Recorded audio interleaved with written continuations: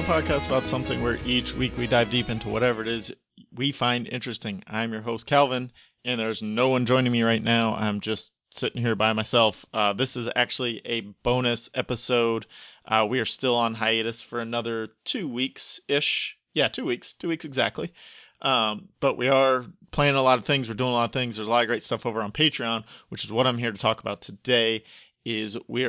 We put this together as a little bonus halfway through our hiatus, just to give the listeners something to keep track of. And this is just kind of an amalgamation of what's been going on our Patreon page. For those of you who aren't subscribed, maybe give you a little peek into what's going on over there and convert listeners into Patreon subscribers. So that's what we're hoping for. Everything you hear today, we've got 4 different episodes. We've got 2 pilot projections and 2 random reviews. Pilot projections are where we watch the pilot episode of a show and we review it and say what we think about the show going forward, how we think it's going to turn out, things like that. And then the random reviews are we pick a movie completely at random every month and we review it. And the way we pick the random movies is basically we have a list of every movie that had a wide release between 1975 and 2015. And if it has a score above 4.0, I want to say, on we explain the rules, within these episodes, so you'll be able to hear it there. But if it has a score above 4.0 on IMDb, then it goes in the list. Anything lower than that, we didn't want to sit through quite that trashy movies. And so what we did is we just in the month that we're recording, we sorted them by release month. So whatever was released in that month, we have them all numbered, and we run a random number generator, and whatever one the random number generator comes up with, that's the one we pick. We watch it, we review it.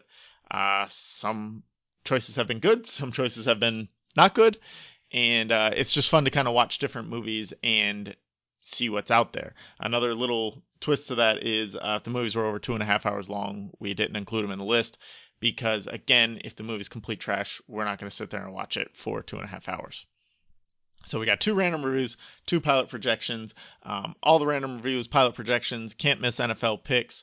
When Game of Thrones was on, we did a weekly rundown of the last season of Game of Thrones, which is available there. All of those are available at the $1 tier.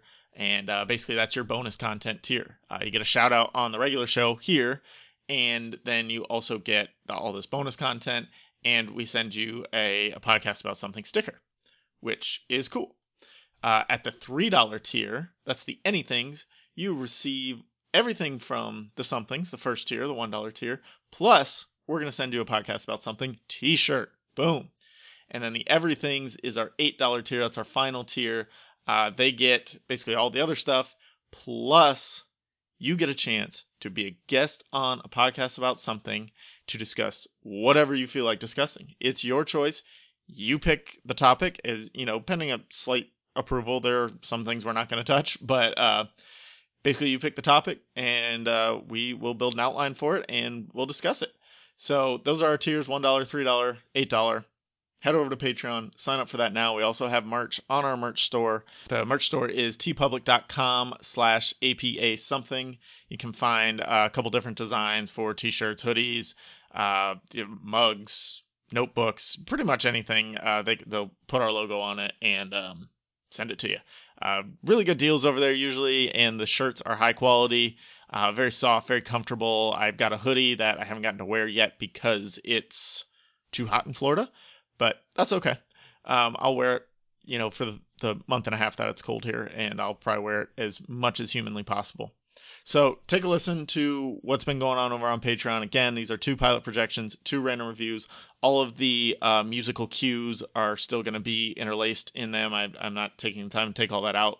This is basically back to back to back to back what you would hear on Patreon if you're a subscriber. So when you're done listening to these, if you like what you hear, head over to our Patreon and subscribe. Thank you for listening, and stay classy.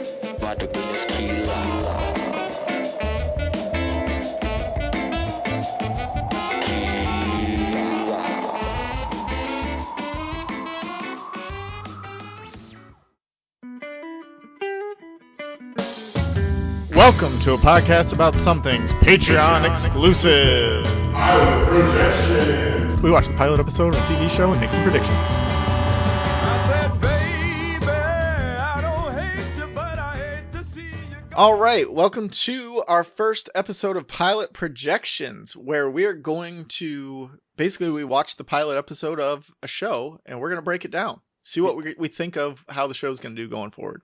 Absolutely. We, usually a lot of these pilots will probably be more popular shows that you may not have gotten around to yet. So we're going to give you our opinion and see if it's even worth continuing with after the pilot. Yeah, and they're going to be old shows, they're going to be new shows. We're going to just mix in everything we can and see where it goes. Yeah, because you never know when you're going to start an awesome series. For example, with the way watching television is now, you can Yep. literally jump on anything at any time. anytime, anywhere. And I mean, there's still people just getting into Game of Thrones. So, they need to know, should I keep up or not? Exactly. So today we are talking about Umbrella Academy from Netflix. Yes, sir. I've heard about it everywhere. People Lot are of people talking about it talking like about it out crazy. there. It's just, Yeah. It's become really big overnight. And I Mostly, can think see it why. is. Yeah, I mean, It's a really cool concept.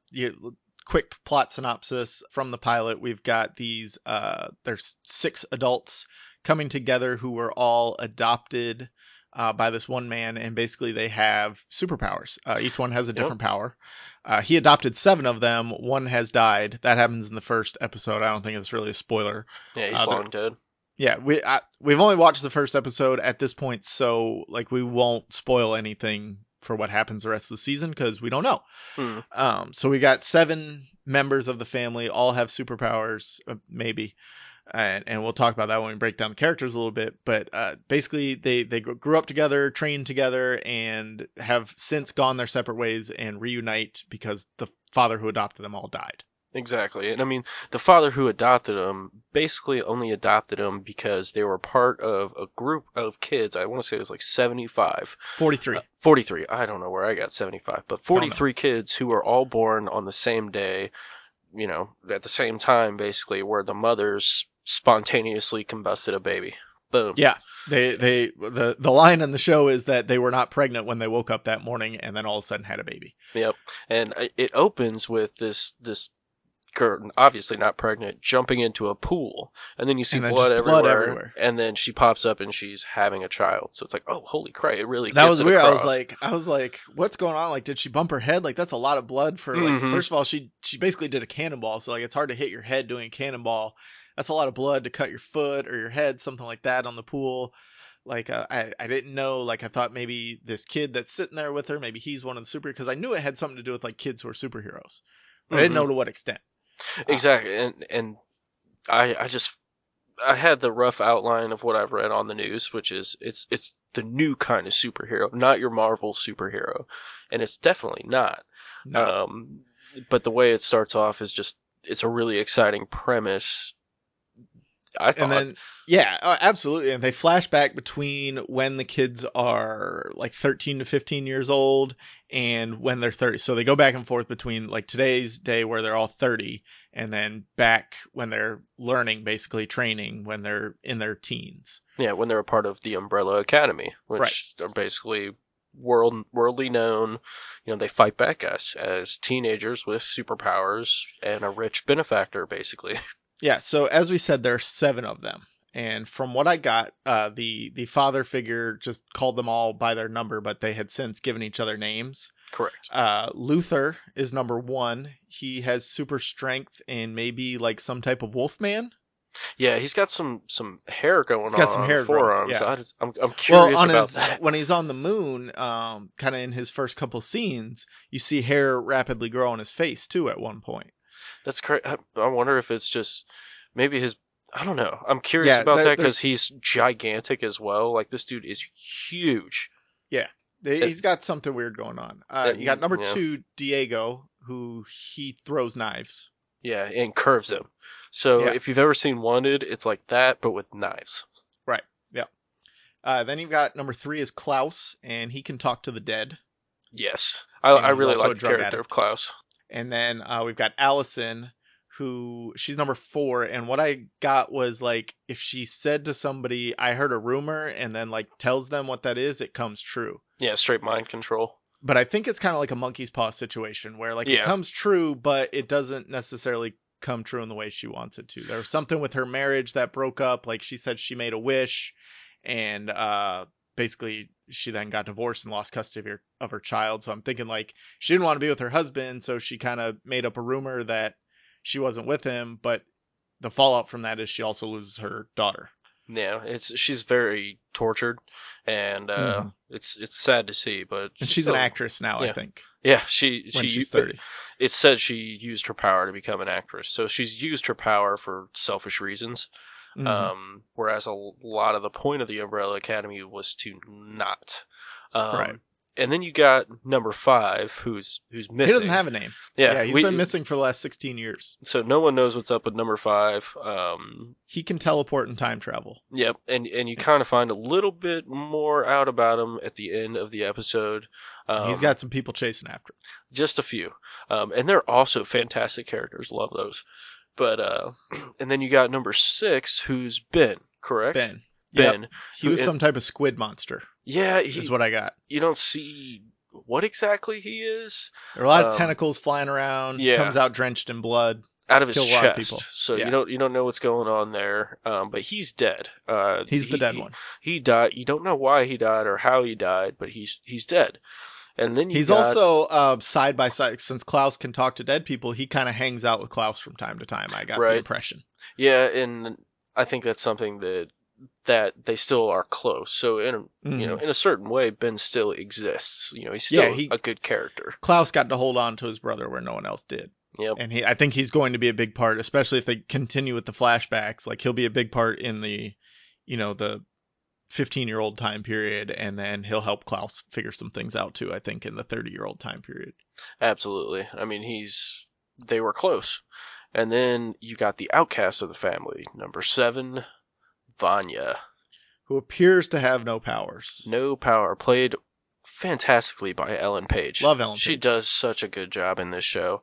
I mean, she brings the big name to the actors, because I don't really, the cast of the Umbrella Academy isn't real big name people. No, other than her, I haven't heard of any or seen any of them in anything else. Mary J. Blige is the only Mary other J. one. Blige is. I didn't see her though You in the first episode. No, you don't. But she's No. in the show. Yeah, she was in the credits. I saw her in the credits, but I didn't see her in the show. I think I would have noticed Mary J.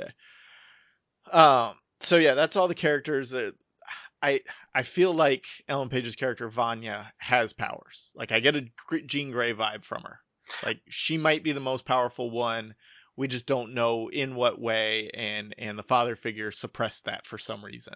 Yeah, there's a lot of mystery surrounding She wrote a book that. about the family as being, because like the father figure presented the Umbrella Academy kids as he only adopted 6 kids. Like she didn't exist basically to the outside world. And then she wrote this book kind of dropping the dime on everything the family was up to behind closed doors. So all the other family members kind of have a hard time with her.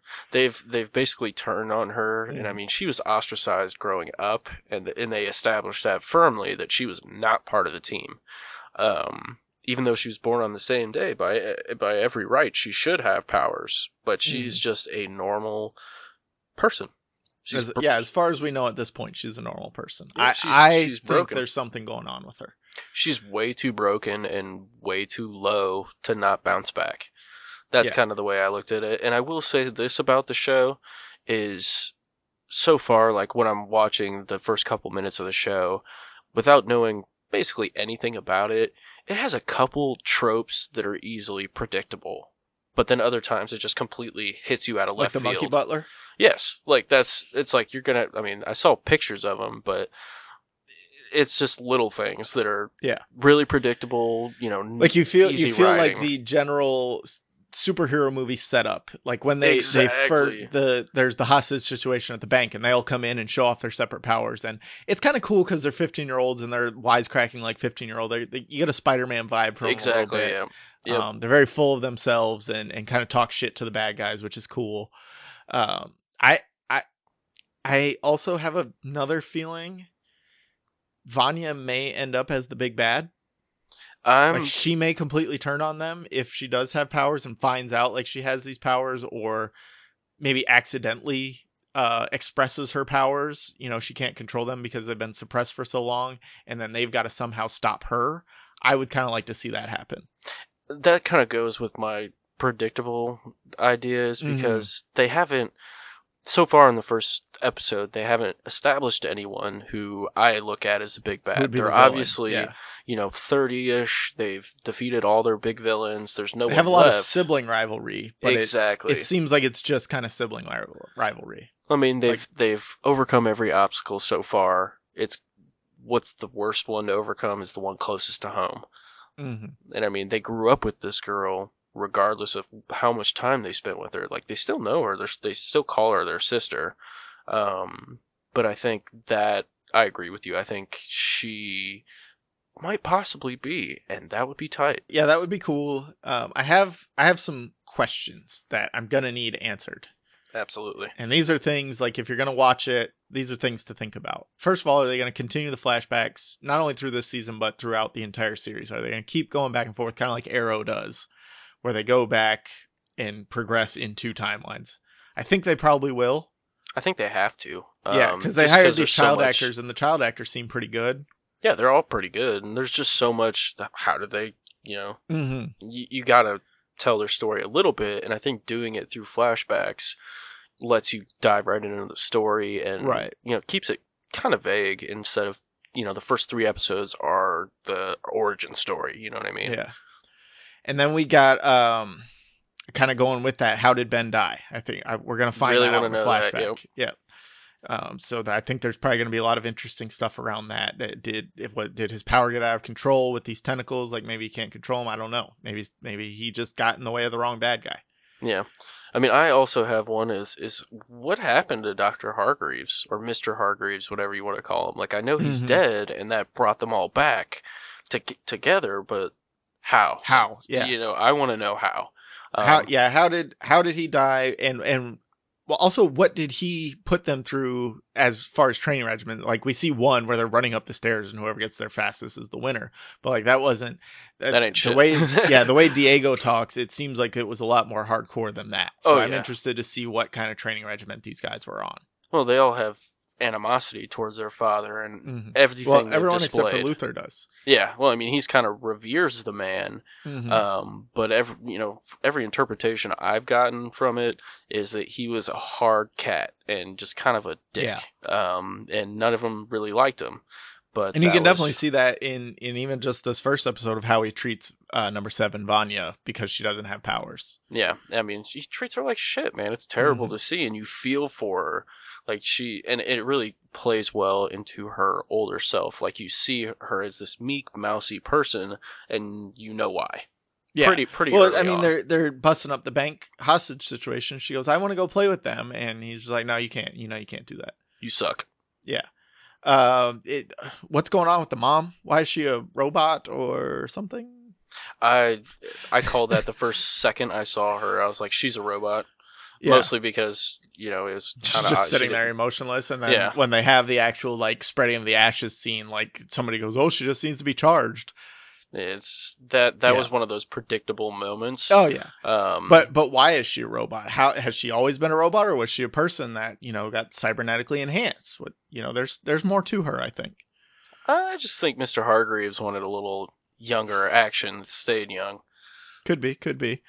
And then 2 more.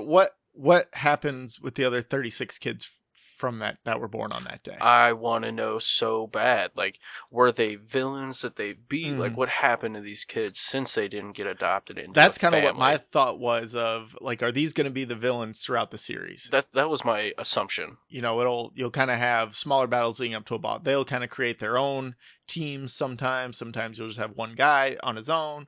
You never know. So that's kind of what I think has happened. These people who weren't adopted by him will have manifested their powers on their own and probably done so in a bad way. Yeah, or in a way that they gain, but people lose, like Allison's did. Like, her power could have been used for terrible shit, but luckily she was part of a family, whereas a lot of these other 36 kids, what the hell are they gonna do? Like, most people wouldn't take powers manifesting too kindly.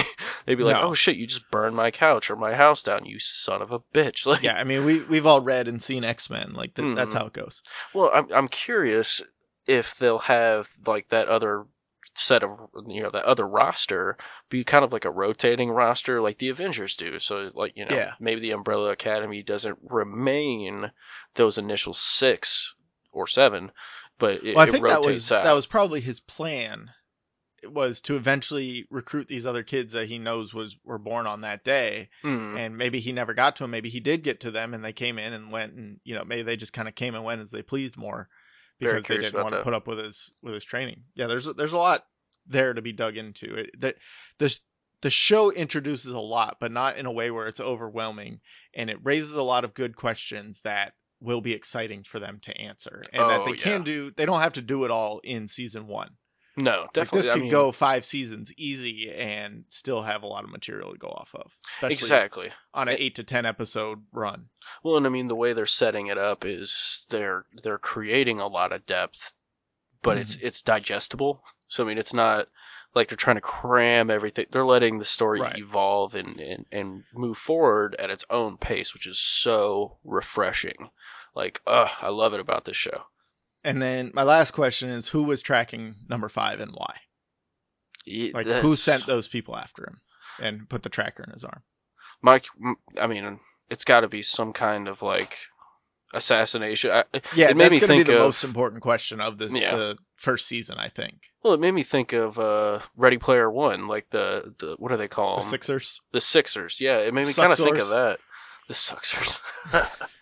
But it made me kind of think of that. Like it's they're kind Yeah. of maybe the big bad, quote unquote. Not for the whole group, but just for that character. Right. And then, so who is your favorite character? You've seen a couple episodes. I've only seen the first one. Who is your favorite character, and why are you interested in learning more about them? Honestly, Out of the 7 kids. I got a pretty personal reason for this one. My favorite character is the Seance, which is Klaus. Klaus. Before I go forward with that, I do want to mention the other characters like code names. So Luther is I didn't Space know we had Boy. those. Oh yeah, Luther is Space Boy. Don't know what Diego is. Who I don't know. Number 3, Allison's the Klaus is- rumor. Okay. Klaus is the Seance, and I don't know what the hell Ben was. But anyways, Klaus is my favorite character because he sees the dead, and I mean he could talk to him, which God, that's got to be horrible. I mean he's a shitty drug addict, so like I said, bottom. He's got a lot to rise. Well, and part of that is why he's a drug addict is because it helps him terrifying. block that out. Yeah. Oh yeah, but I mean for me, I would. My little brother died a couple years ago, and I would give anything to talk to him. But God, that would suck at times. If you're just, hanging out, taking a shit, and then your little brother pops up, and it's like, whoa, man, whoa. Yeah. I'd get high Especially all like the the time. and drunk. first time it happens. Oh, yeah. I mean, you'd probably poop out everything inside of you, and that'd be a little uncomfortable. Don't want to do that. So, yeah, he's my favorite character so far. I gotta go with number 5. Teleporting has always been like one of my favorite superpowers. I love Nightcrawler. Yes, he's like a little skinny white boy Nightcrawler, which is Yeah, hilarious. and he can not only can he teleport through space, he can also teleport through time. And he gets stuck in the future and comes back to the past basically on this day. So he that's really cool. I want to know, who's coming after him and why. What did he learn in the future? All these kind of things. He's kind of just this cocky, smart ass kid, and somebody asked him if he knows how to drive, and he goes, "I know how to do everything." Yeah, that's he wants fun a for me. drink and coffee and shit. He's a funny character who I cannot. There's got to be a timeline story somewhere. Yeah. So I mean, And then Vanya is going to be really interesting to see absolutely. how her being secluded and her powers being suppressed, how that's going to play out. That'll be super interesting. Yeah, her animosity will bubble up at some point, I am sure. Yeah. So that's our pilot projections. I think this show can go for a while. It's going to fill Netflix's superhero void now that the Marvel shows are being taken off. Sadly. Cry. Look, Marvel's got their own streaming thing coming, I think they'll find a way to work these guys back into it. I hope so. But yeah, I mean, check this show out, guys. It's awesome. It's worth your time. That's just based off. Should we do a rating, like a 1 through 10? Shoot. I'd give it based on just the pilot. I give it an 8. Like I'm ready to watch more. Yeah, I'll give it an 8.7. You know, a little higher than, not quite a 9, because there's definitely stuff. The predictability is all I'm citing, but other than that, characters are good, story's good so far. Mm-hmm. You know, it's a subject I find interest in. It has a lot of places to go. It opened up a lot of windows that you want to look through, which is important in a pilot episode. A lot of pilot episodes can just be like, here's nothing. Exactly. Because we don't want to piss people off. Here's nothing. And that's what we're here for, to save you from. So right. I'd say check it out, guys. Definitely check it out. I will be finishing the series once I'm halfway through Daredevil season 3 right now. So good. Arrested Development final season, end of season 5 comes out next week, so I'll probably do that, and then I'll probably finish this up. It's worth. I'm looking forward to it. I basically kind of got to watch it on me and the wife's time. So. Oh, that's rough when you got to save the show. I don't mind. She's into it too. It's fun to watch with your significant other, man, because you're both just kind of sitting there mouth wide, like, ooh, this is fascinating. Well, it's a good show to talk about. Like just watching one episode, I came up with all these talking points that we could do this. So yeah, watch the show. Watch it, guys. I hope you guys enjoyed this episode, and I hope we convinced you either to or not to watch it. Whatever works for you. Thanks for stopping by.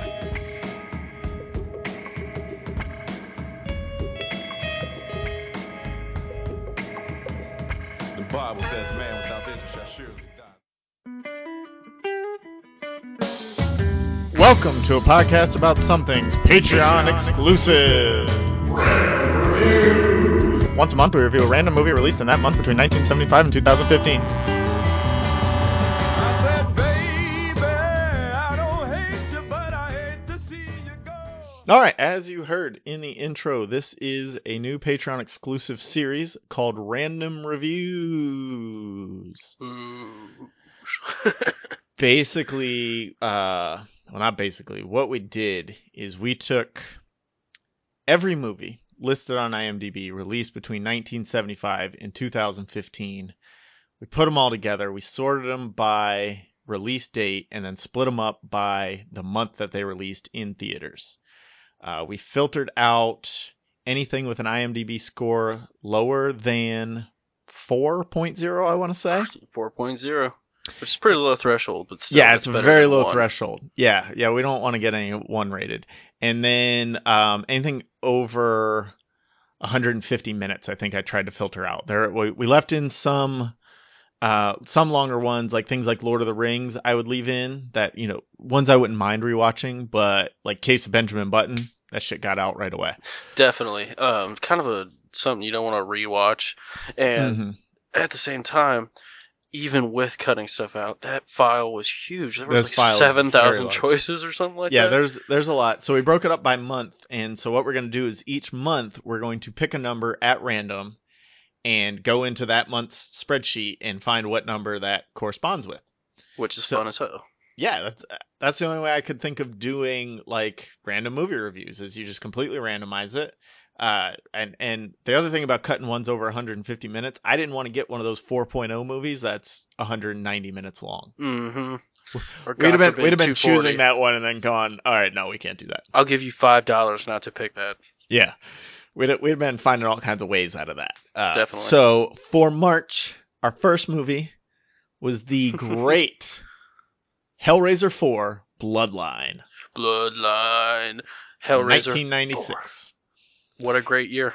And at the end of this episode, we will be picking April's movie at random. So you'll get a new one next month. And it's we don't really have a schedule for it. Just whenever we both watch it and feel like recording the episode, we'll record it, and that's when it'll go up. But it'll be sometime within the month that movie released. Yeah, so stick around, guys. It'll be fun. Hellraiser Bloodline. Dude. This was so I haven't seen any of the Hellraiser movies. I knew Pinhead existed, but yes, no idea. And like I knew there was like something about a puzzle box.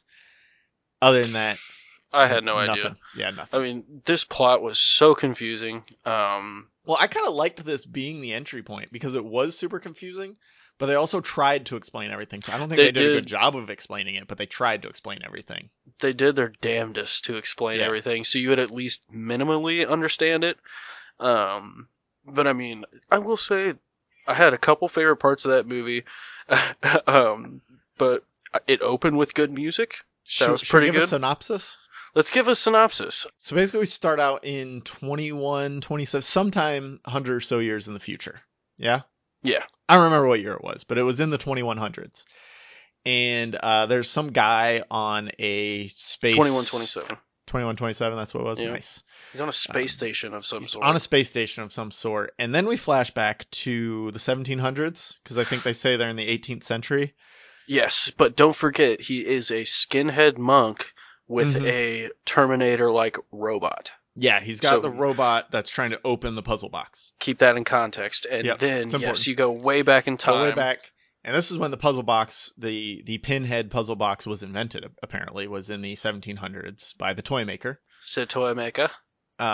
And then for some reason, Adam Scott is there with a weird ponytail. That was trying my to favorite stop part. him. I love Adam Scott, man. I He's love so Ben funny. Wyatt. I love his character in Party Down. Are we having fun yet? Like, I love Adam Step Scott. Brothers.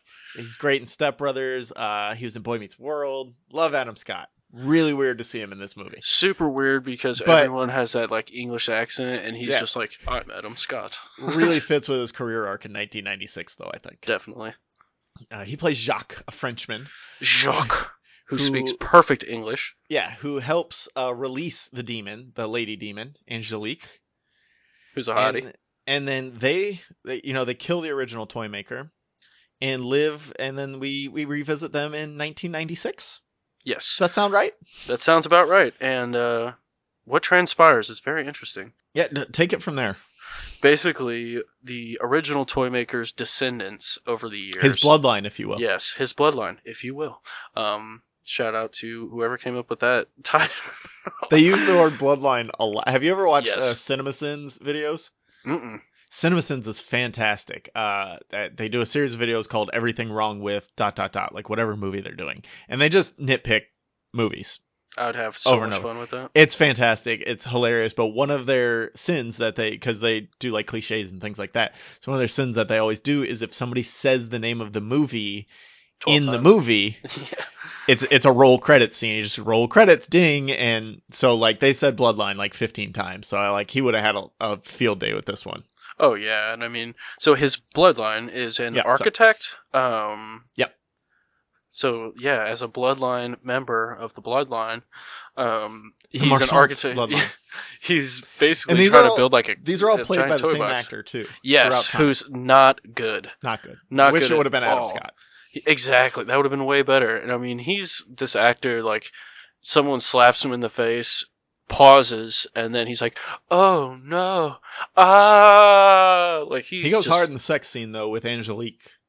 Who wouldn't, buddy? I mean, she was looking good. I was hoping we would get that. I was hoping we would get that scene, and it came. I mean, she's a demon, but that's okay. She had a nice rack. Exactly. So basically, the demons are trying to open the gate to hell, so Pinhead can come through, and I think start the apocalypse. Yeah, they want it open permanent. So the puzzle box could only be open like for a brief time. They want to open it forever. Yes. And he's got like a hell dog with him. That hellhound was really cool, actually. Yeah. For that, it had such a great 90s feel in that sense.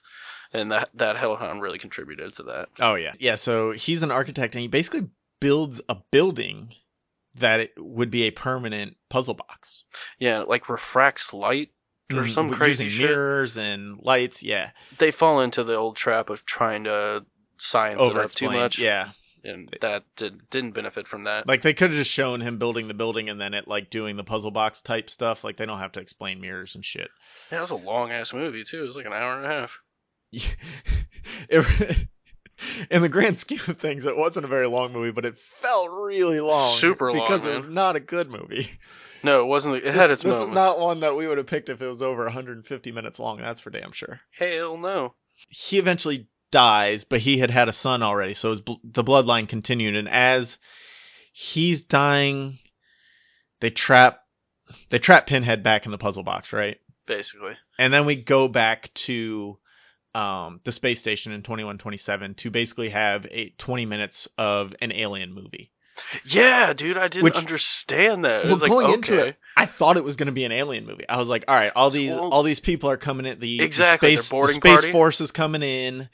And Pinhead has been released. Like, he got the puzzle box open before Space Force came in, so Hellraiser's just gonna be going crazy and It's gonna be like Doom. Yeah, he's gonna be picking off these people on the space station.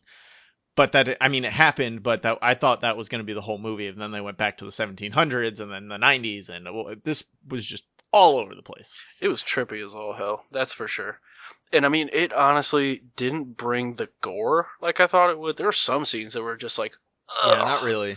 But it wasn't crazy violent like Freddy Krueger and, Jason and Halloween and all that stuff. Like, it just So the worst wasn't. thing, they turned it kind of like this was almost a predecessor to the Saw torture porn. Like, it wasn't straight up stabbings and things like that, but they took. I was working while I was watching, so I wasn't paying 100% attention. Sorry, fans. But like, they took these two security guards in the 90s and molded their heads together around some cylinder of some sort. Yeah. So like, and then they like peeled the skin off of them. So like, it was more that. It was more like CGI shock effects of like, how can we fuck these people up with CGI?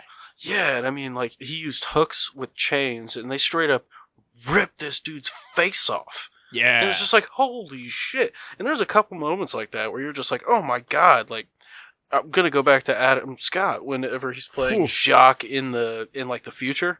Yeah. And I love when the they fucked demon him lady, he's talking shit to the demon lady, and then she basically comes out of nowhere with these it claws. He says, gah, gah, gah, scratches his face, and then straight up rips his heart out of his chest. And that's the end of Adam Scott. It was rough for Jacques there for a few minutes. Well, I mean, I'm sitting there just my mouth open like, oh my god. Well, I thought Adam Scott was going to be in the whole movie. I'm like, I'm saying, Adam Scott. I'm saying. Of course, I it's mean, 1996. The only thing he had done really before that was Griff Hawkins and Boy Meets World. So maybe not. He had to go.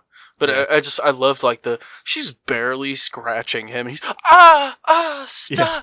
Oh he was god! overacting a bit. It's so hard, man. And then it reminded me of Dumb and Dumber, just when he rips the dude's heart out of his chest. My favorite scene of Dumb and Dumber. If you guys have listened to our Jim Carrey movie superlatives, you'll know what we're talking about. Absolutely. But yeah, this movie just went in so many crazy directions that I didn't expect, but kind of in the best way. Yes, and which was cool. I mean, it super over the shook top. things up. Yeah, you didn't have to be fully engaged. And like I said, I was working while it was on. I still feel like I understood the whole movie. Yes. And like I caught all the stuff I was supposed to catch, but like it was entertaining for what it was, I would say. Definitely, I would never watch it again willingly, but I'm glad I did watch it, because I mean, I liked the opening music.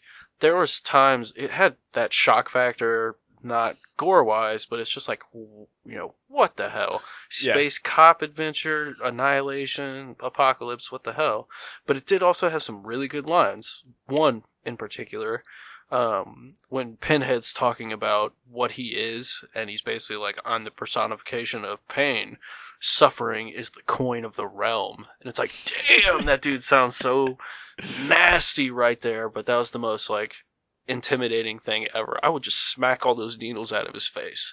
It's like, you like that, bitch? Da da da. Yeah, and so we forgot the best part. Hit me. The space station is actually a giant puzzle box in space that locks Pinhead in forevermore, except I think they made a 5th Pinhead movie. Wouldn't be surprised. But yeah, when they hit that, when it all starts folding up, it's like, so that's what that big thing did. So I kind of saw that coming. That was a little bit telegraphed when they were in the building that 1996 Merchant built. Mm-hmm. Like, I was like, oh, this space station he's on, like when he's talking about mirrors and when they extra science it up, I was like, oh, that space station, like they're definitely using mirrors in the sun to reflect and make the puzzle box there. But then I was like, well, but he was trying to open the puzzle box and release Pinhead, so why did he open the puzzle box if he wants to lock Pinhead in. So it kind of threw me off a little bit too, because like the dude on the space station is trying to get Pinhead out for some reason.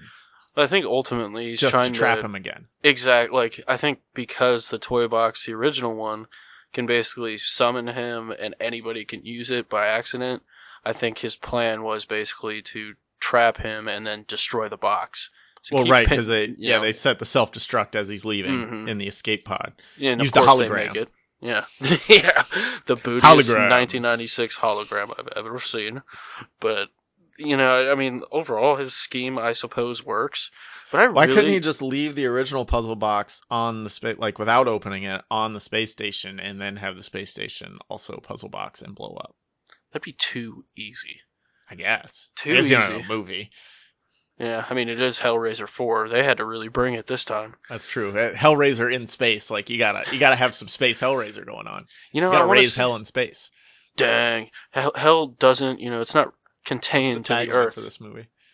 But I'm curious because I wonder if it came out the same year as Jason X, where he's in No, space. Jason X was way later, I want to say. I gotta find out. I'm trying to look for the tagline of this movie, because if it's not "We raise hell in space," then what the hell are you doing with your life? I am eager to hear that.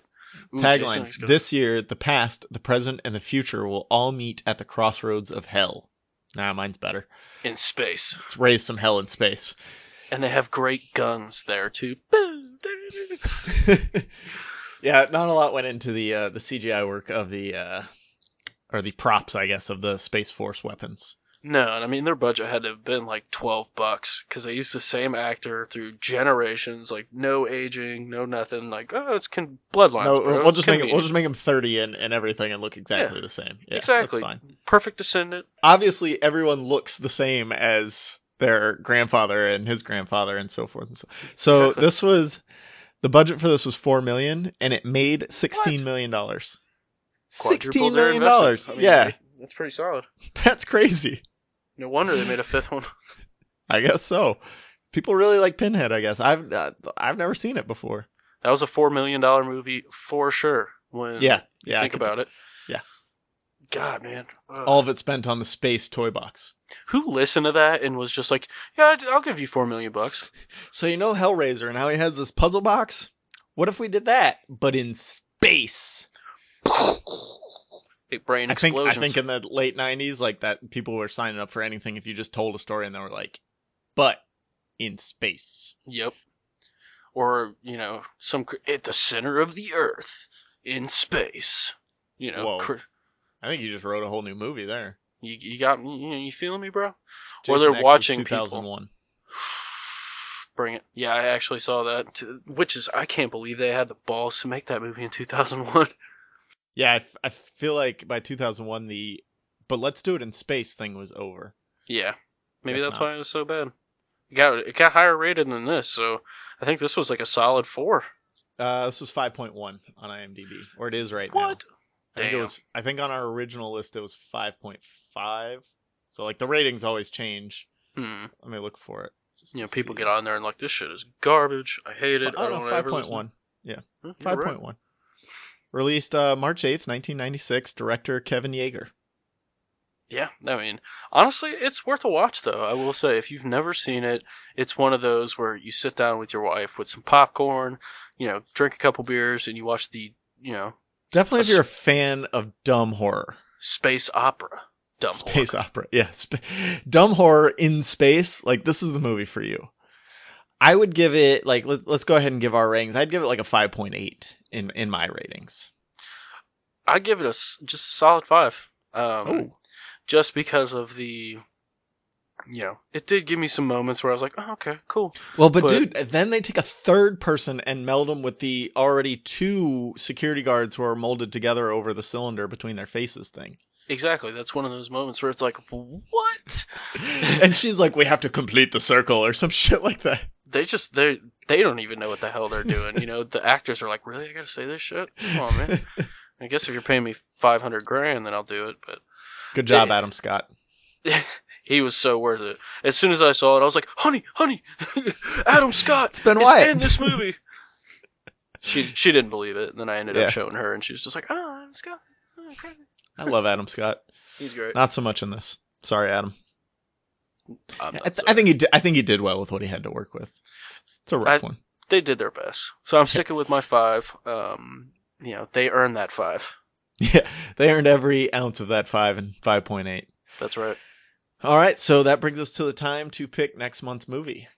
Let's do it. We're in April. We're going to be in April. There are 608 movies in April that meet our criteria. So we're in Google. We will put in 1 to 608 and generate number 392. 392. See what it is. Scrolling. This is fantastic radio.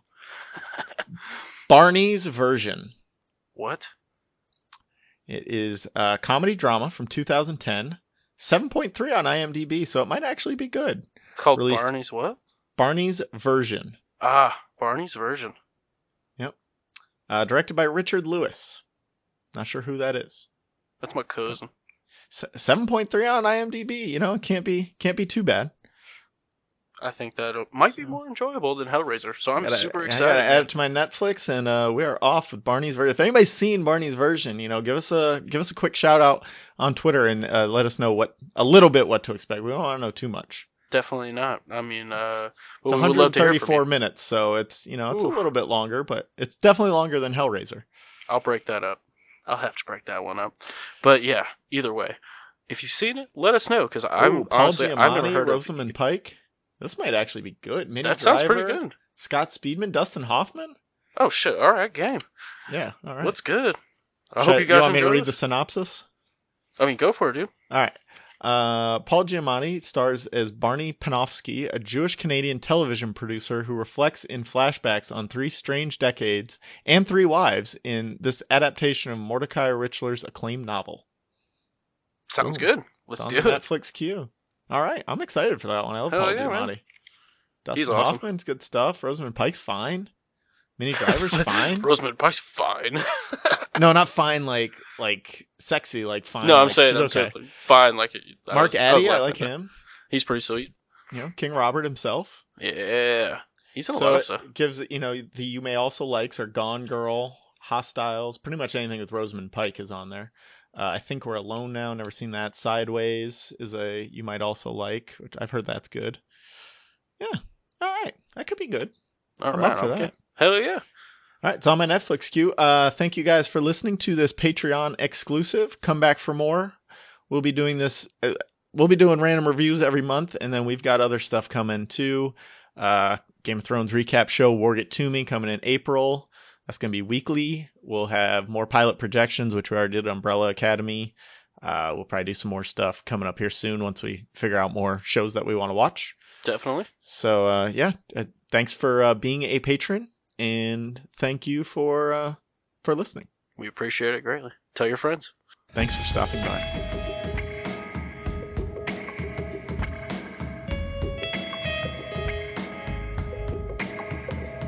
The Bible says man without vision shall surely die. Welcome to a podcast about something's Patreon exclusive. We watch the pilot episode of a TV show and make some predictions. I said, baby, I don't hate you, but I hate to see you. I forgot what we were talking about. We're doing pilot projections for Party Down. Great television show. Fantastic television show. We are watching Season 1, Episode 1, the Willow Canyon Homeowners Annual Party. Yes. And what an open it was. We got Ron Donald just, putting it all out there for his hostess. It's weird. His character gets on my nerves, but doesn't get on my. He's like that affable douchebag. He's like Andy Dwyer from Parks and Recreation, but not as good. Yeah, I mean he's kind of on that Michael Scott level where like you just want to punch him sometimes, but he means way better than Michael Scott ever did, I think. Yeah, I'd say so. He's just not as funny though, in my mind. It wasn't as good. No, I mean I don't think there's no way it could be a Michael Scott. But basically, Party Down is a group of caterers who are they live in LA and they're all kind of aspiring to be something else. And we've got a great cast. You got Ken Marino as the aforementioned Ron Donald, Adam Scott as Henry Pollard, Martin Starr as Roman, I don't know his last name, Lizzie Kaplan as Casey Klein, Ryan Hansen as Kyle, again, don't know his last name, and Jane Lynch as Constance Carmel. Yeah, And rockstar cast. Yeah, everyone there is just doing it, waiting until their big break or fizzling out of what was their big break on their come down now. Yeah, they're like in the midst of, I don't know, they're trying to take off, all of them in their own way, and they're having a hard time doing it. Yeah, so you got Ron Donald, which top tier name, by the way, for a character. Yeah. Ronald McDonald is the first thing that came to mind. It made me think of Always Sunny in Philadelphia. Yep. So Ron is like this overzealous ex-party animal. He's the team leader now, but he used to just like be on one of the teams like all these other guys are. And his aspiration is to open a Super Crackers. Super Crackers. This had me going the whole. As soon as he said it, it's like Super Crackers. What? Well, I'm wondering. I've never watched with like subtitles on, but is super spelled S-O-U-P-E-R or is it S-U-P-E-R? Because it's soup, and it's soup and salad. It's a all you can eat soup and salad place. Yeah, that's his. It's like a Subway for back in the early 2000s, the big franchisees and stuff. How that was the big thing to do. It's like that. So yeah, he wants to team up with the owner of Party Down to open the Super Crackers.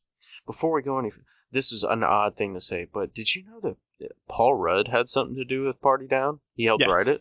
Him and Fred Savage, and there's a couple other like notable people that have a hand in it.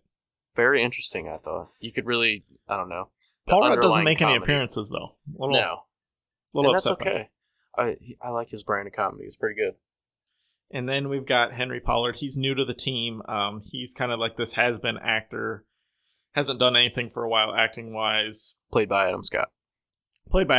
He's now just like accepted his role in life as he's a waiter now, or a bartender, I guess, in this episode. Yeah, but he's a bartender for Party Down. Perfectly happy working this dead-end job. No more acting aspirations. He did what he did in acting, which we'll talk about in a minute. But now he's just like, I'm cool with it. Yeah, he kind of comes across as spent. Well, yeah, I'm spent. Life's fucked me. I'm out. Yep. And then we've got Roman, the aspiring hard sci-fi film writer. He comes off hard in this episode. Like, he comes out strong, man. Martin Starr, always great and everything. He's usually like a smaller part. Silicon Valley, he's really had a chance to shine a little bit more. Never seen everything. That. You haven't seen Silicon Valley? Really good. Never seen that. He was in Freaks and Geeks. He's been in a few of like the Apatow movies, like he was in Knocked Up and a couple of those other Seth Rogen vehicles. Oh, and he's usually just like a side guy. Exactly. He's never been the star, and I don't think that's his shtick. And he fits perfectly in this little role he plays here as the kind of comes across as a big time nutcase. Oh, absolutely.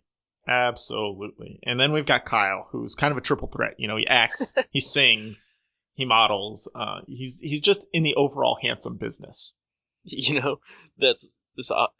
After this first episode, he's probably my favorite character so far. That's why they call him Palisades, bro. Yeah, he's the one so far. Kyle's great.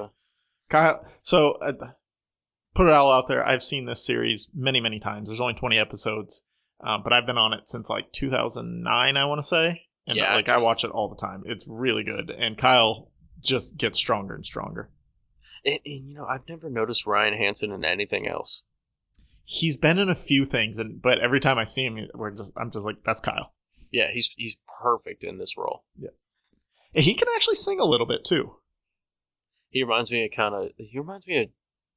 Jean Ralphio. Also from Parks and Recreation. He sings about dumb shit, but he can still sing a little bit. Yeah, he's because you stay in me. He's got a really rough song in season 2 that it's tough. So raw. But it kind of kicks, but it's not a good song. Slapping.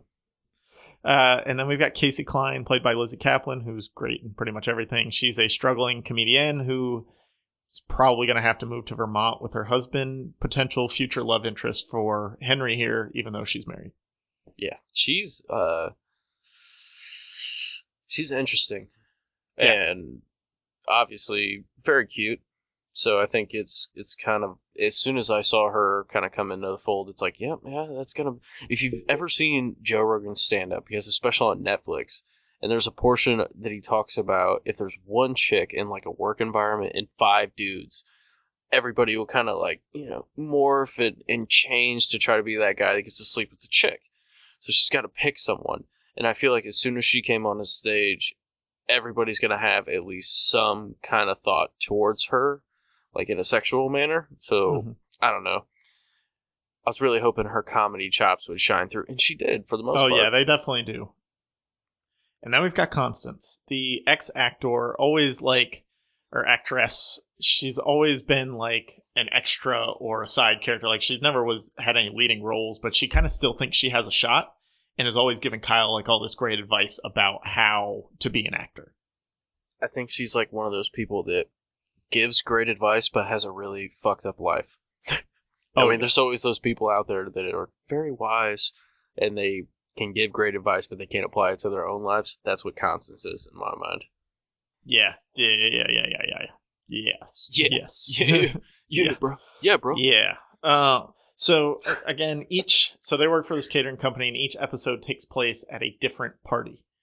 And the different type of party of this one is at like a homeowners association yearly, like they give out goofy awards type party. Anybody who's ever lived in a community like that will know what that is. Yeah, they're I dumb. Imagine. It sounds pretty dumb.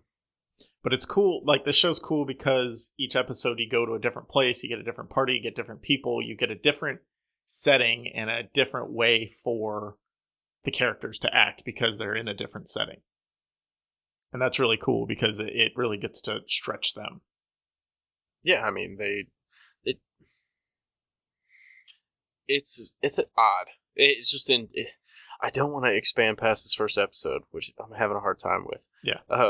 Especially because later on in the first season, love Adam Scott's character. He's so fucking funny in this show, and it's something where I feel like this show was slept on a lot, especially by people like me, which I never heard about it until you told me about it. And I talk about it a lot. I think you talked about it like 2 or 3 times, and I just signed up for Hulu again, so it's like, I'll check out Party Down, and it reminds me of both Parks and The Office, where the first seasons of both aren't the greatest, where I'm applying to the first episode of this. It's like they're not the greatest, but God, they set rock the stage it up really well. Yeah, they do. So we've got new Ron. He, no more party animal. He's telling Henry, because he and Henry used to work for Party Down back in the day before Henry went off to act.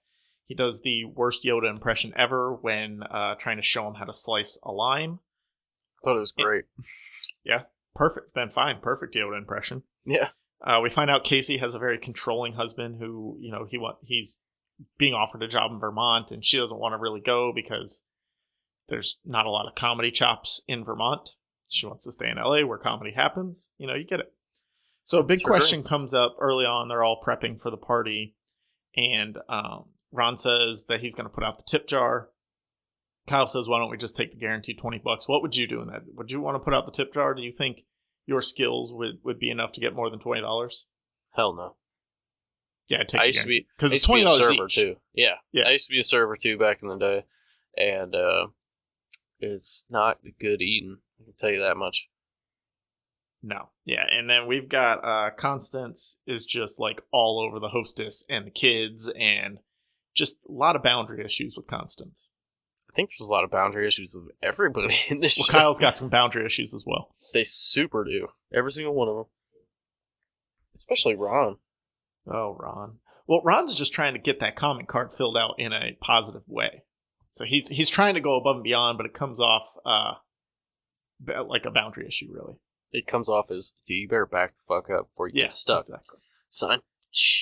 So we find out Roman's the DJ at this party. Why would you pick Roman to be the DJ? He looks like he would be a DJ.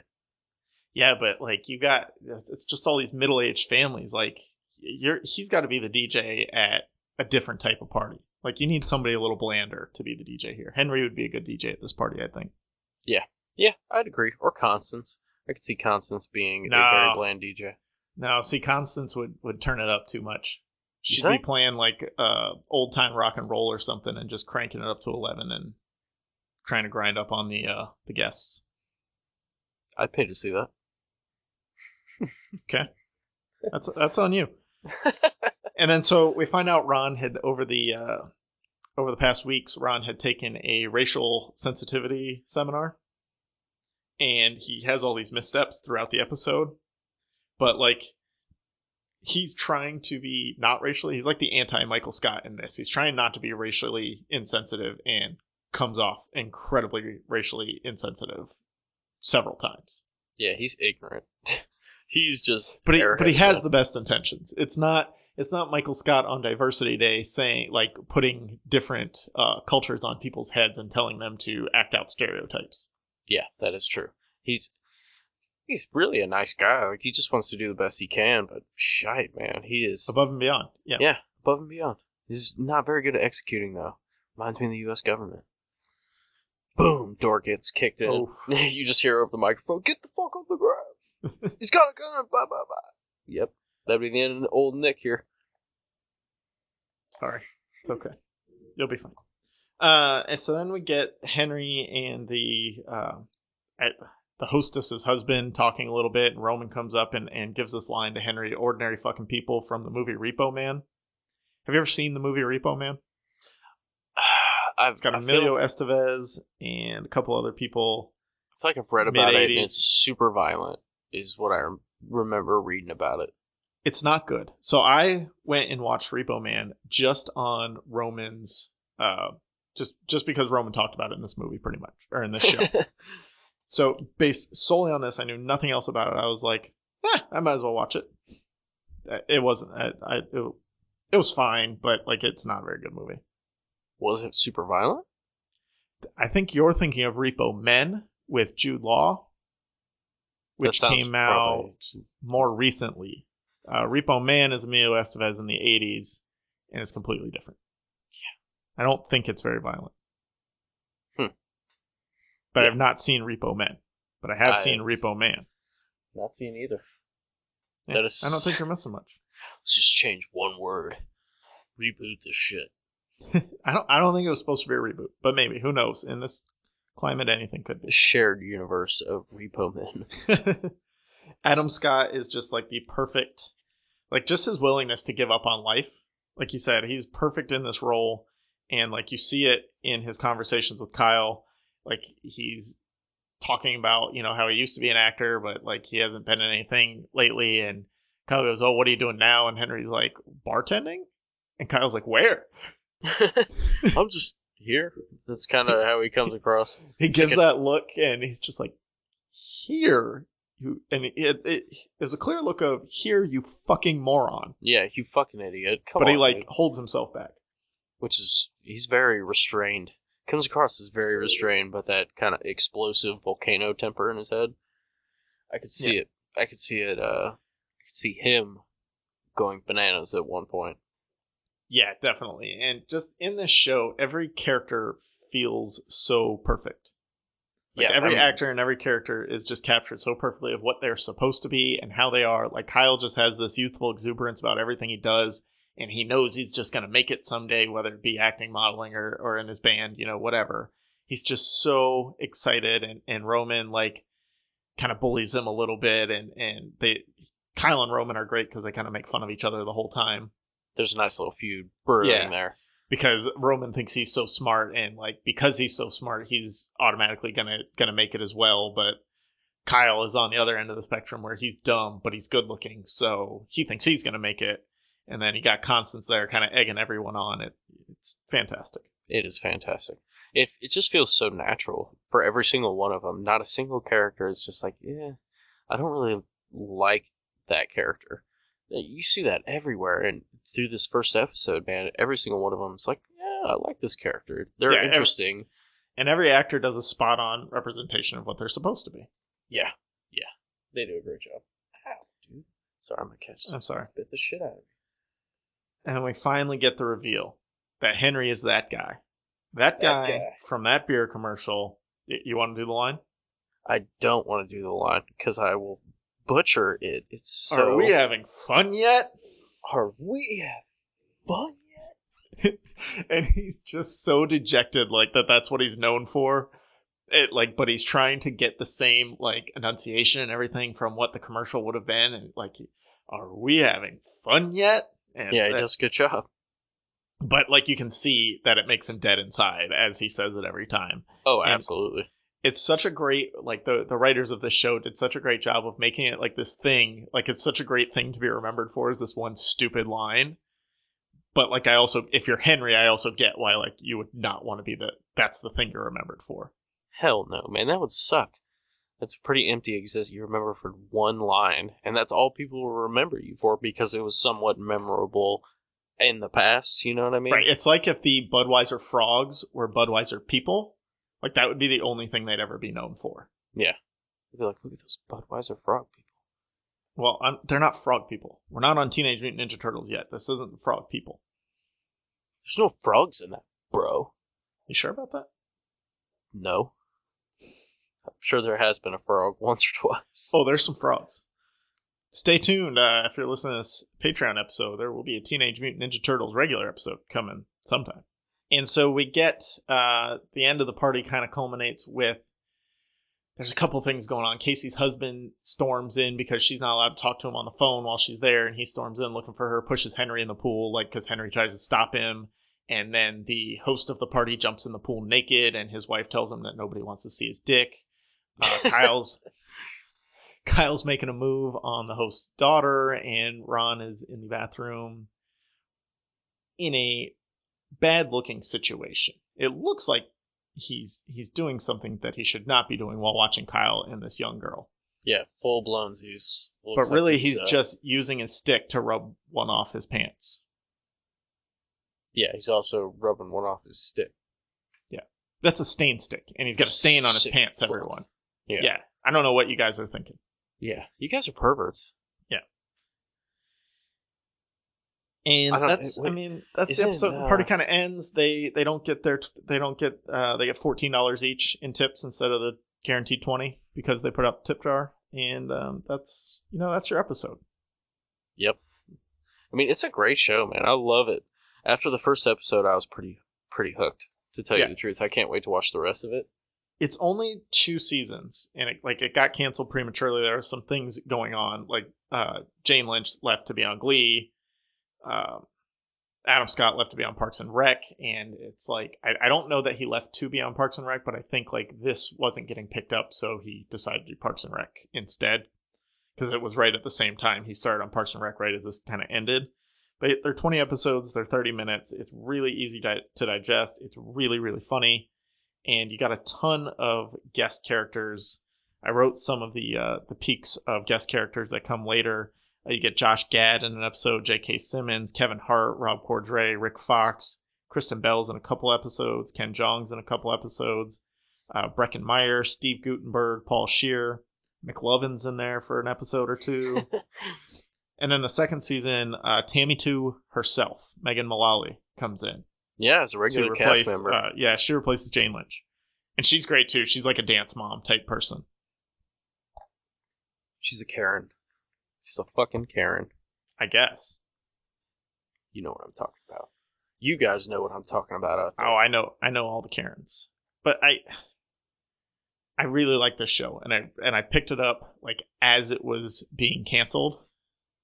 And I wish we could have gotten more, but I also don't want to live in a world where Ben Wyatt is not part of Parks and Rec. True that, dude. Super true that. And I really, really like this show, and I wish there was more seasons with the original cast, but I think it's one of those flash in the pans, it's brilliant, and then it's gone. And I'm okay with that. And they've talked sometimes about doing a movie. Ryan Hansen has a YouTube video out there somewhere where they did a like semi reunion. It's only like 7 minutes long or something like that. But it's just, like you said, it was just this flash in the pan. They kind of caught it. They caught it when everybody like on the come up. They didn't, other than Jane Lynch, nobody was really like well known at that time. Adam Scott hadn't really done anything. Lizzie Kaplan was in Mean Girls, but not much else before that. They're kind of background characters. Martin Starr, background character in everything he had been in. Ken Marino, I think he was on Reno 911, but I don't. it would have been before this. But for the most part, just like these guys all came together, and I don't think you could put this kind of talent together and keep it going without starting to lose people. It's just kind of how it goes. It's the name of the game. It's like the Golden State Warriors, really. They got everybody, they drafted well, got everybody on these rookie deals, but at some point it's got to fall apart. That's how it goes for every sports franchise. Except the Patriots. They just draft incredibly well. They don't, though. Dude, they got a great front office. Yeah, but they don't draft incredibly well. They draft late rounds incredibly well. They haven't had a good first-round pick in a long time. I guess Sony Michel's pretty good. No one's really had that great of a first-round pick in a long time. Well, that's not true. Half the people out Khalil there. Mack guy's pretty good. That was like 6 years ago. Yeah, still pretty good. Yeah, he's pretty fantastic. I wanted Khalil Mack so bad that draft.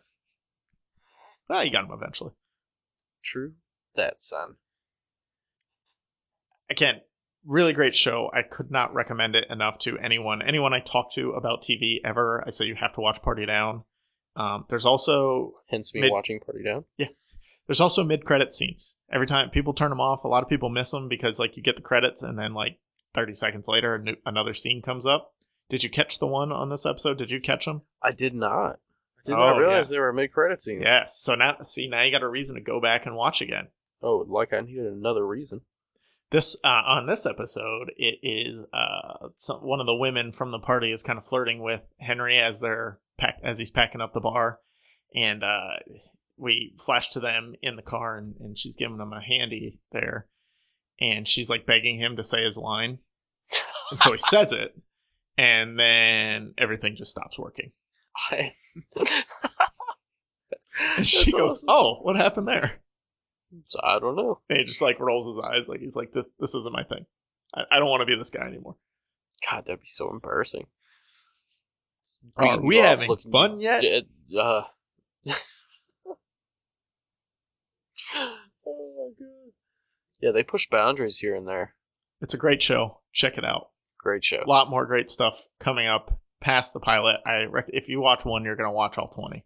Yeah, there's one episode. I don't remember which one it was exactly, but look forward to it, people, because there'll be like that moment for everybody in this series where they laugh so hard, harder than you have in a while, and then you have to rewind it and watch it 5 or 6 times. Mine was when Henry was smoking a joint in the bathroom with like at the old people party. I think so. And like the old people swingers party. Yeah. He's hitting this joint and he like steps back. He's like, Ed Begley Jr. in that episode. I'm so fucking high right now. And it was the funniest shit I've ever seen, the way he delivers. So that gives you a good example of like how these guys are so funny and so well written and so good, as they have these little lines like, I'm so fucking high right now, which you've heard on a million shows. Yeah, it's just a simple line, but just like the way like Adam Scott's so good at delivering simple things like that and making them extra funny. It's Ben White, he did it all the time. And that's exactly what this is for every character throughout this first episode and the entire series. Yeah.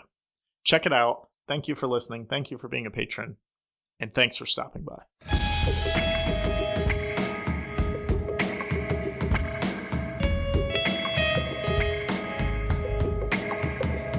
The Bible says, man without vision shall surely die. Welcome to a podcast about some things Patreon exclusive. Once a month, we review a random movie released in that month between 1975 and 2015. I said, baby, I don't hate you, but I hate All right, so we watched Super 8 for this issue of Random Reviews. Good movie. Yeah, it is a pretty decent best movie we've watched so far. I'll give it that. I don't know. A Force of One was pretty sweet. I think so. Here's the thing: A Force of One might have been more enjoyable, but definitely not a better movie. Yeah, you're correct. Yeah, because it was correct. It was A Force of One was just like a good romp to sit through, and like it had all these cheesy, funny karate moments. Whereas Super 8's like a good movie, but I was a little bored. Like, this was probably the third time I'd seen it, and I was a little bored. I was also... I think it's a frame of mind type thing. Like, yeah. I know it was directed by J.J. Abrams. A lot of lens flare. A lot of classic lens flare in this one. So now I've kind of started to tune him out, even though he's done some good stuff. Like I do like his Star Wars movies. I think they're the bet. I like movie. I'm sorry. Yeah. It's Got another the one coming better soon, of the though. two. And I'm glad they gave it back to him. But after Transformers and stuff like that, his little classic film tropes that you notice start to irk me. Transformers. He didn't do Transformers. Oh, I'm Star thinking Trek. of Michael Bay. Yeah. I'm sorry. Eh. He did Lost and Star Trek. If you put those together, you probably get Transformers. Star Trek got on my nerves a little bit. I really liked the first. Like, I was never a Star Trek guy, and I really liked the first one. And Yes. I don't know that I had seen any of the old movies. I'd never watched any of the TV shows, but like it looked cool. I like Chris Pine. I was like, all right, I'll check it out. I liked Zachary Quinto at the time because he was coming off Heroes, so I was like, I'll check it out. It's a thing that I should know about, and I really liked that. The second one was fine, and then the third one was like, it wasn't bad. I just like I wouldn't care if the universe kept going anymore. The first one was good. I do remember watching that. The other two, honestly I can't say I've ever watched. Just too bad. No. And that's kind of how I feel about well, that's how I'll feel about this movie going forward. I mean, I don't know that I want to movie. revisit it anymore. Like Yeah. maybe when my kids are a little bit older, like it would be a fun one to watch with them. But like you give me a movie where the kids are the ones figuring it out, like that's always a draw for me because kids just have this ignorant exuberance going into it. Like they never, like adults, if they're trying to solve a problem, they always see all the things that can go wrong. Where kids are like, nah, this is gonna fucking work. Whatever Oh we yeah, do. definitely. We'll just make these little grappling hooks out of coat hangers and let's do it. Yeah. So like that's what I like about these type of movies. Well, it gives me that Goonies type feel. Like it Ugh. gets me in that little mood. You know what I mean? I don't like the almost. Goonies. What's that? I don't like the Goonies. I don't either, but it's a good, We're too young fun for time it. story. I like it. I always like the saying "Goonies never say die," Yeah, that's and good. I did say that with my friends like a loser. So ha, joke's on you, buddy. But it kind of reminded me of It in the sense that it's like this group of friends discovering a supernatural entity. Right, and them being the ones to have to deal with it, not searching out adults to Yeah. solve the problem. Well, and it's this big. It's honestly, it's almost like a proto Stranger Things. I mean, without you've the got telekinetic deal. you've got a little bit of Stranger Things, a little bit E.T., Goonies, like you said, a little bit of Cloverfield. Like I there's do like that movie. there's a lot of different things going into this that I mean it's good for it.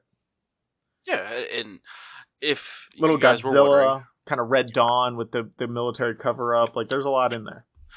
there's a lot to process in this movie, and basically some kids are trying to make a movie for school, I want to say, or like a contest type Yeah, deal. some contests. They're trying to make a movie. They're using Super 8 film, which is the name of the movie. So cheeky. Yeah. But their movie was pretty good. They show it all at the end, and it was solid for like a 12, 13-year-olds making a movie. I mean, give those guys a contract. They need to direct the next DC movie.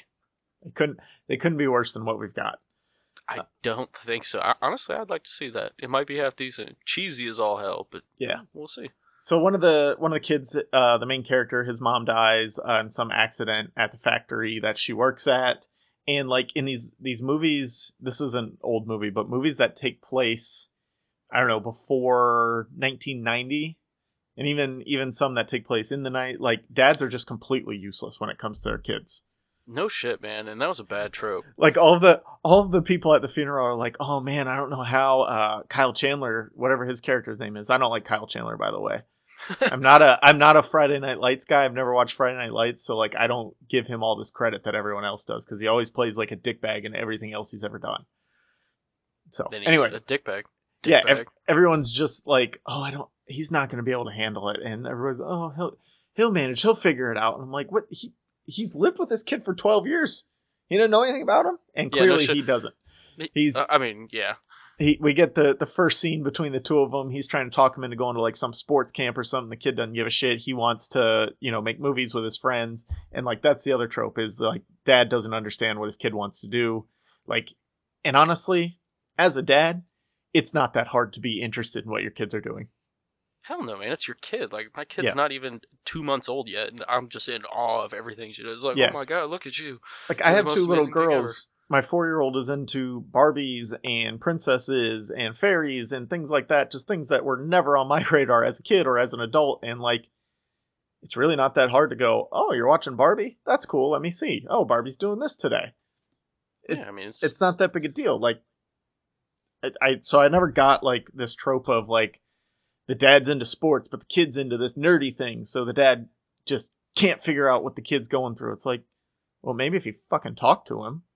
what's Talk to your terrible kids, though. people. Exactly, and that's what I hate about it is I know several people like that's happened to, and they have these horrible relationships with their parents because they can't fucking discuss anything because their parents are just numb to them. I luckily my father is awesome in that regard, but I mean it's definitely a real trope, and I think that's what's so annoying about it. Is that it? Yeah, it actually happens in life, Well, and that there are people like that. Exactly, and I'm sitting, as a third party observer, and you look back, it's just like, Jesus, just make the kid a sandwich and let him go make movies. And right as rain, cool. Yeah. Making movies, great. You don't have to watch them. Just tell them they're Or cool. do watch him, and maybe you'll find out that what he's doing is pretty freaking cool. Yeah, most definitely, I agree with that. So yeah, that I never understood that either. Basically, and then they recruit this girl to be in the movie, basically just to fridge her. Do you know what fridging is?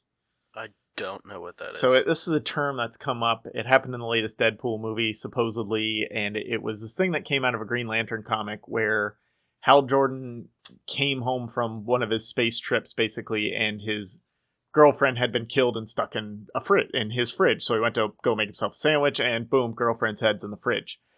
Basically, killing her is the only thing giving him motivation to stop the bad guy. So they want to bring this girl in to do the same. Like, they tell her straight up, like, we need you in this movie in order to give the main character of our movie something to do, like a reason to do what he's doing. It's frowned upon nowadays.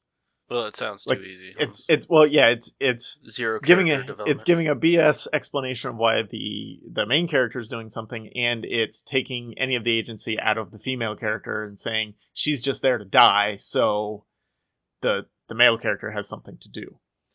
And honestly, the movie itself, Super 8, does that as well. Like, the main characters aren't going to do anything until she's kidnapped. Like, they're just fine, like, evacuating, doing everything else, and then she's kidnapped, and they go along. And then they're like, oh shit, now we really need to go. Yeah, bad news. Yeah. So that it's frowned upon nowadays, that doing that to female characters or love interests in any form. So I thought it was funny that it happened in this movie and in the movie within the movie. It's so meta. God, Yeah. J.J. Abrams, you fuck. A funny thing happened though, like when they first recruited her, she was the one driving them out to the where they were shooting.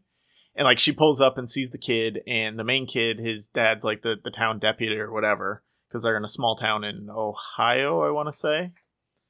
Yeah. I guess Ohio. it doesn't really matter. Lillian, Ohio. Yeah.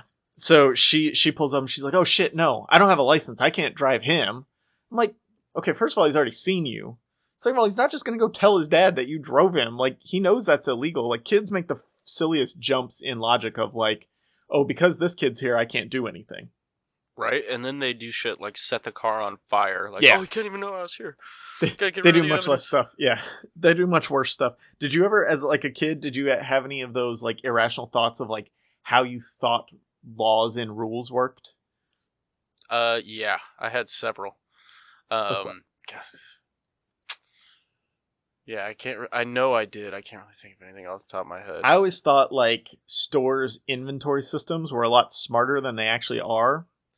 Like if, like I didn't shoplift or steal anything ever, but like if you were to steal something, they would know exactly what you stole and they'd be able to track it down and everything like that. And it's like, well, no, most stores probably wouldn't know and barely even know if you'd walk out of it. And, or like if you did the, like swapping price tags on something, like somebody would know that they have an extra one of these and one less of one of these, but like nobody would ever know that. Like no stores other than like probably super corporate stores, Target, Walmart, like these really huge stores that have a big corporate upline, like they probably have sophisticated inventory systems, but no one else really does. Yeah, and honestly, for me, it was something as simple as I always felt like someone was watching. Like, I felt like there were Right. cops everywhere. Yeah. So, I mean, I remember one time I was going through Meijer with my dad, and I Mhm. stopped in the toy aisle to look at some cards, some Yu-Gi-Oh cards, I want to say, or Pokemon. And there was just, someone had ripped open like 12 packs of cards. So there's Yep. just shit everywhere. Tons of free cards, and I'm just standing there like, damn, I see this holographic card I really want, but I can't. So I'll get arrested. I'll go Yeah. to jail. Yeah, same thing. Like, I'm just going to grab this. I'll put it in my pocket while I walk over to show my mom. And I'm like, oh, no, I can't put it in my pocket. They'll know. Like, then they'll think I'm stealing it before I stole it. Like, Minority Report shit. Yeah. Kids have funny logic, I'll tell you that much. Yeah, they definitely do. Hit us on Twitter if you had any, like, weird kid logic that you thought you were breaking laws when nobody would know the difference. That I always get a kick out of that. So they go out to film their movie, and they just happen upon a train passing by, and the fat kid who's the director, really annoying fat kid, but did a great job. Yeah, I Like suppose. he was supposed to be annoying, I think. I mean, I feel like that's another trope they put in movies is the fat kid's annoying, or Yeah. like a loner, or just super sad, and just something. Yeah, It's- so as they're filming the train, they witness the train wreck and get it all on film. And from this train wreck, we get, a couple lingering questions for the rest of the movie. What was on the train? Why was it sad? Because somebody drove onto the track specifically to crash it. So why was it sabotaged? And what are these little cubes that they end up finding on the train? Yeah, there's a bunch of weird shit that happened. I mean, it was a weird series of events, Yeah. and the way they kind of hyped it up in the moment, it's like, okay, here's the climax of the movie, and Well, and then we've got kind of like the next hour of the movie is pretty boring. We've got, the military government cover up. The kids it's are just standard shit. It's the Yeah. standard shit.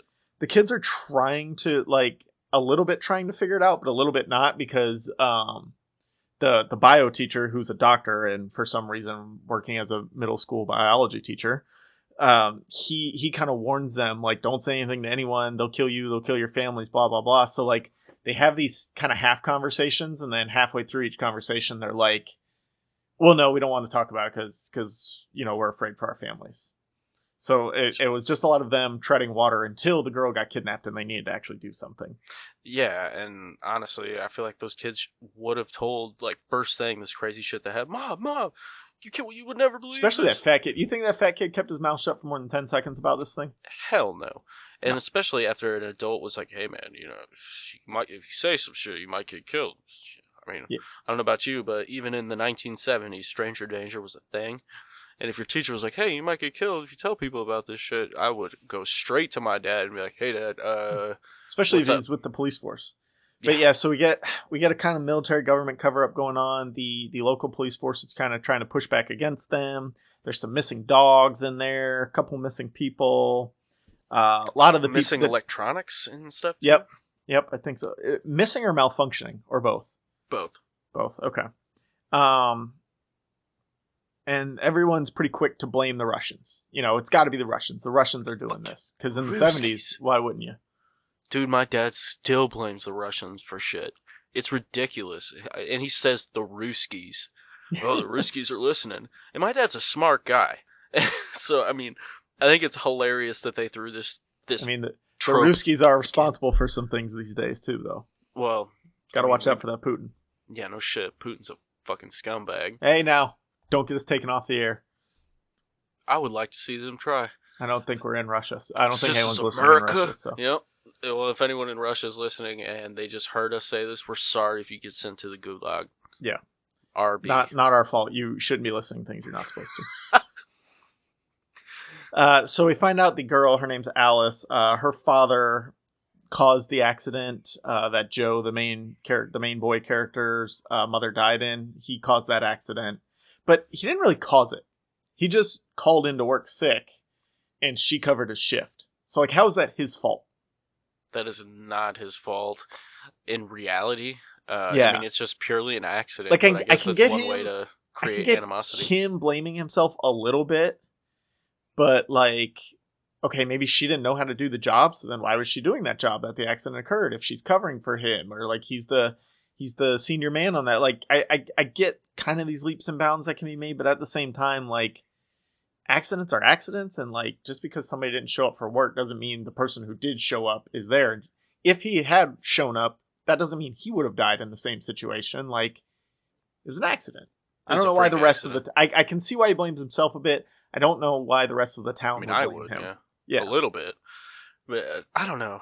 It's hard to say if I called off work, but at the same time, I'd be looking at management like, yo, what the fuck?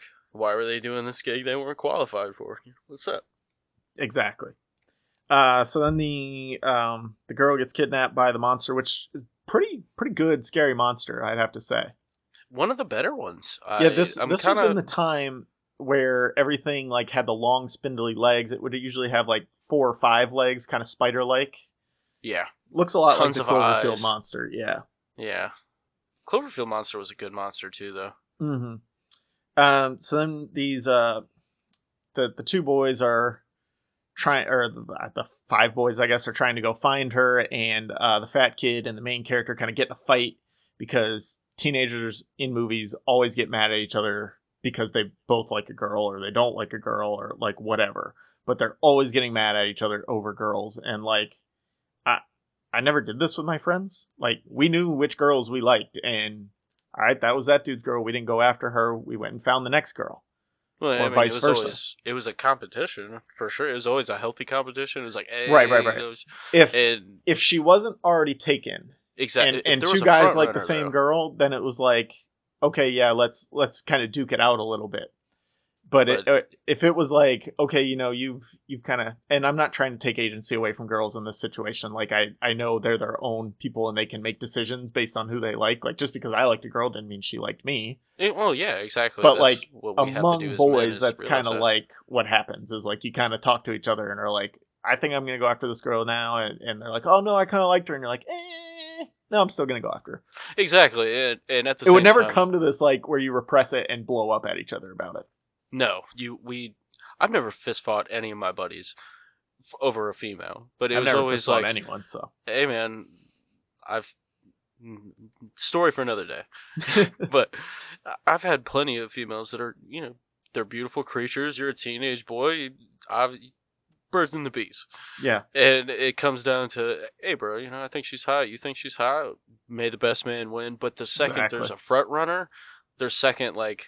The girl doesn't reciprocate. Yeah, you move on. The feelings towards you. Exactly. You move the fuck on. And it's like, hey, bro, good luck to you.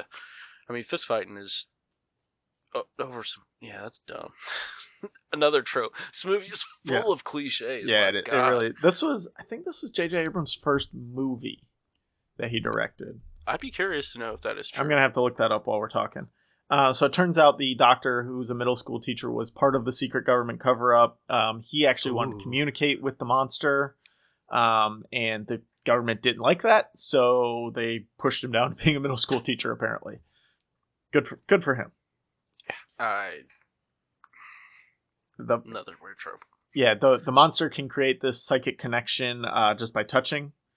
So, like, what I don't get is the government tested with these blocks and everything, and then didn't make any progress. So, like, at some point, somebody's telling you the monster wants his ship back.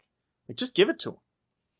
I don't get why you continue testing. Like, what new test are you going to do to figure it out? At some point, you got to cut your losses. Because we're human beings, dude. Yeah. and we stomp shit long after it's been stomped 500 different ways. We're weird. Yeah. We're weird. Yeah. It is another cliche. Oh my goodness. That's true. We just keep hitting them. I would love to have some leverage though over like an alien well, that's monster what I'm saying. type thing. If you help him out, maybe he'll throw you a bone here. Maybe he'll show you how to use the cool little blocks that build a spaceship, like they're Legos. Like, that was a cool spaceship too. That was a cool spaceship, and that was probably one of my favorite little things about it, that it could change its shape. Yeah. And I mean, that was really practical. Surprisingly practical, honestly. Oh, he had done Mission Impossible 3 before that. Oh, he also directed an episode of The Office, Cocktails. Fun fact. Not ringing any bells. Cocktails? The one where they go to David Wallace's house and have cocktails?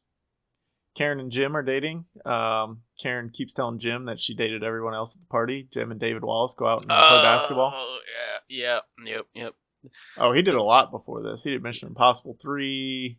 The first Star Trek was even before this. Okay. So he had plenty of time to work on his cliches. Yeah. So he's just like, dude, I'm fucking doing it. He's talking to all his buddies, like, hey man, I'm doing it. No man, don't do it, JJ. I'm fucking doing it, bro. I'm making a movie with I every got one more cliche cliche to put in it. Don't worry. and everything. Well, even the ship and how it came together, like that was kind of a thing that went on. So this movie was made in 2011, and this was like this thing that kept happening in movies around that time was there would be all these little pieces that would come together to form this big thing. Like Big Hero 6, you have kind of the same thing, where they developed this material that's just a little thing, and like nanotechnology was becoming a cool thing. So it was always like all these little things come to make one big thing. And so, yeah, another cliche there. Poor JJ. Yeah, well, it's not his fault. Then the kid gives up his mom's locket at the end as the alien flies off. Wait, why are you giving up that locket? Like, that's your connection to your mom. You can just hold that. The ship will be gone in a minute. I guess that's the last piece it needed, apparently. I It guess just had so. to have that I mean, there's a goddamn lot of other locket. metal around, though, I think. That's a greedy alien. That greedy pig. What a jerk. I mean, that's pretty much the whole movie. I really liked it the first time I saw it, I remember. This time, by the third time, not so much. You kind of pick up on all these cliches. The kids all really did a good job, though. Like, it's hard when you have 6 or 7 kid actors, and they all did a pretty good job of what they were doing. Oh yeah, I mean, I'll say this for this movie: the first time through, if you don't have time to poke holes in it and you're just watching a movie, it's a good movie. Yeah, when Like- you're watching it with like an analytical mind and like trying to break it down, then you kind of see these things that we pointed out. Yeah, major things, but So just have it's a fun fun if you're watch. gonna watch it. Yeah, exactly. definitely. Look at it like we did in our past episode we did for our random reviews, A Force of One. It was just a fun romp, same kind of thing. It's a fun little romp. You'll watch it, throw it on in the background, and it's a good movie to have. But it's not something I'm gonna watch 25 times. No, it's definitely well made, but it's not a watch over and over again. Like I said, I probably won't watch it again until my kids are old enough to watch it because I think they'd probably like it at that point. But for right now, it is what it is, and it's going to stay where it is. You got a rating for it? I'm gonna give it a solid 7. Ooh, straight 7. I'll give it like a 7.6 because it is really well made, and I really remember enjoying it the first time. Just after rewatches, it kind of wears a bit thin. Yeah, I'm giving it the 7 for rewatchability factor. Yeah, I get that. It's still a decent rating. I'll give it that. All right, so that brings us to time to pick next month's movie. We're going back to straight random. This one was we fudged it a little bit and picked something that we knew we liked, or at least would enjoy watching. But this time we're going straight random. In the month of July, between 1975 and 2015, there were 505 movies released. So we go to our random number generator, and we get number 205. Stormbreaker. 2006 action adventure directed by Jeffrey Sachs. 5.1 on IMDb, 93 minutes. So at least it's not a long, bad movie. Let's look it up. See who's in it. Stormbreaker. Yeah, I mean that's the name of Thor's hammer, bro. Yeah, it's So, got to be good, right? I'm there. It's a Marvel what? tie-in. We Easter egg. might not be able... Yeah, this doesn't exist on IMDb. So we will not be watching that. Dang. Okay. Where'd it go? Why is it there? Jeffrey Sachs. Let me just look him up and see if he exists. Jeffrey Sachs. He does not exist on IMDb. Awesome. So, I was gonna say, okay. I'd laugh if that was like a porno or something. Stormbreaker. All right, we're going to delete that one off the list. All Oh, I right. spelled it wrong, that's why. There he is. Hold on, let me just see if I can look through his IMDb and find him. Or find this movie. 2006. Alex Rider, Operation Stormbreaker. Okay, that's different. Just has a little bit different name. After the death of his uncle, the 14-year-old schoolboy is forced by Special Operations Division of the UK's Secret Intelligence into a mission which will save millions of lives. All right, now I want to watch this. Yeah, that sounds dope. Let's do it. It's called it's called Alex Rider Operation Stormbreaker. So I just didn't have the full title there. God damn it, Calvin. Sorry, Well- that's not my fault. It was the list I found. No one I know in it. Yeah, let's do it. Oh, Ewan McGregor, Bill Nighy. Okay. Yeah, I'm always Mickey game for Rourke, some Ewan. Andy Serkis, Alicia Silverstone. Oh shit. And it got a 5.1, that you said? Yeah, this is those people in 2006 now. Alicia Silverstone was not popular for about 8 years at that point. Yeah, that's true. And Mickey Rourke, I mean, he's had like 38 Yeah. plastic surgeries by that point. Yeah. Ewan McGregor should have been on his game, though. This will be interesting. I like that. I gotta look it up. He's probably still recovering from the Star Wars prequels. I don't think there's anything to recover from there. Great movies. Oh, rated PG. Can't get it on DVD, Netflix. That sucks. Yeah, we'll have fun finding this Finding for it, you yeah. folks. Thank God for digital stuff. Yeah, hopefully it exists. All right, well, that's all we've got for today. Thank you for listening. Thank you for being a patron. We love you guys. Yeah, thanks. Thanks for stopping by.